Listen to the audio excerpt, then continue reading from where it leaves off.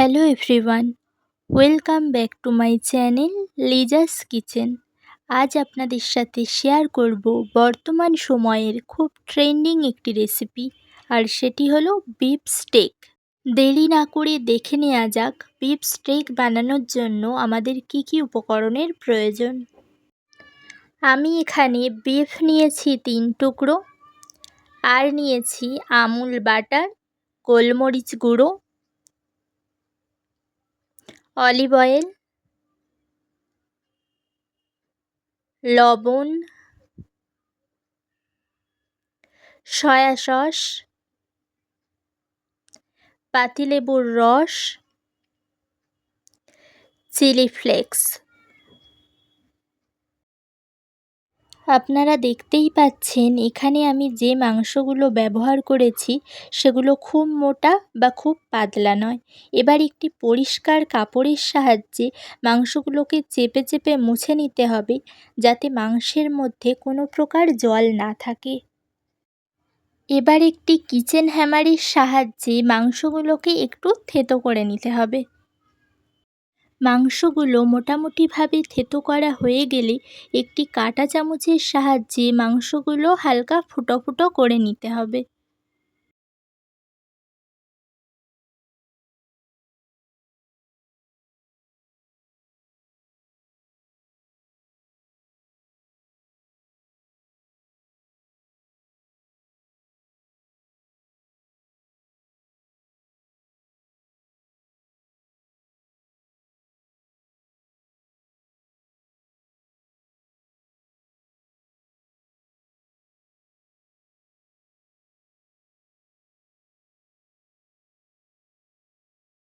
আপনারা দেখতেই পাচ্ছেন মাংসগুলো ভালোভাবে ফুটো করা হয়ে গিয়েছে। এবার মাংসগুলোকে ম্যারিনেট করে নিতে হবে, আর এর জন্য আমি একটি বড় সাইজের বোল নিয়ে নিয়েছি। এবার একে একে সমস্ত উপকরণ দিয়ে দিতে হবে। প্রথমেই দিয়ে দিচ্ছি সয়া সস, এরপর দিচ্ছি লেবুর রস, চিলি ফ্লেক্স, পরিমাণ মতো গোলমরিচের গুঁড়ো,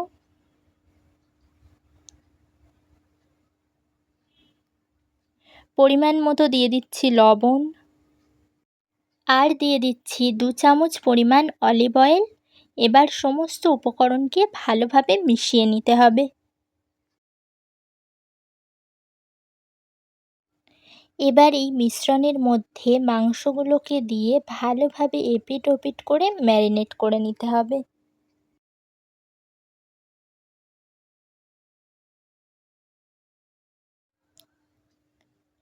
ভালোভাবে ম্যারিনেট করা হয়ে গেলে 1 ঘন্টার জন্য ঢাকনা চাপা দিয়ে রাখতে হবে। 1 ঘন্টা পর আমি ঢাকনা খুলছি। দেখতেই পাচ্ছেন মাংসগুলো ভালোভাবে ম্যারিনেট করা হয়ে গিয়েছে। এবার এই মাংসগুলোকে ভেজে নিতে হবে, আর এর জন্য আমি গ্যাসে একটি ফ্রাইং প্যান বসিয়ে তাতে 2 চামচ পরিমাণ অলিভ অয়েল দিয়ে দিচ্ছি। তেল গরম হওয়া পর্যন্ত আমাদের ওয়েট করতে হবে।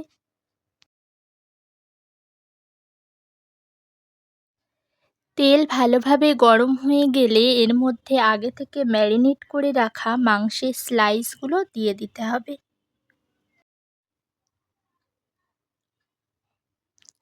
এবার 3 মিনিট পর্যন্ত ওয়েট করতে হবে। ঠিক 3 মিনিট পর আমি মাংসের টুকরোগুলোকে উল্টে দেব।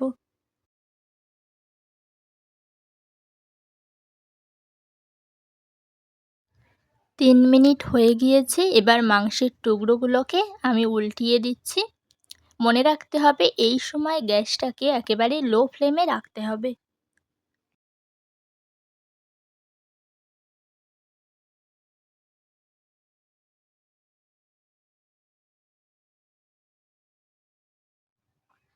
এক পিঠ উল্টে দেওয়ার পর আবারও 3 মিনিট আমাদের ওয়েট করতে হবে।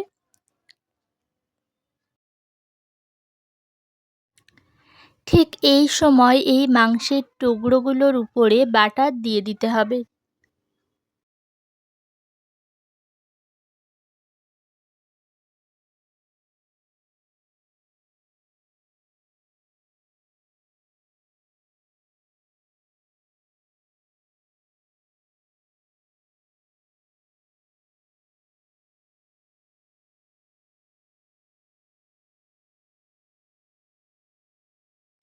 বাটার দিয়ে মাংসের টুকরোগুলো ভালোভাবে ভেজে নিলেই তৈরি আমার আজকের রেসিপি বিফ স্টেক।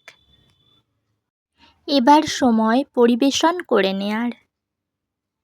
গার্নিশিংয়ের জন্য আমি এখানে পেঁয়াজ, কাঁচা লঙ্কা আর শসার ব্যবহার করেছি।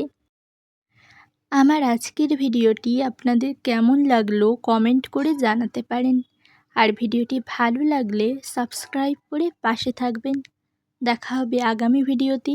সবাই ভালো থাকবেন, সুস্থ থাকবেন।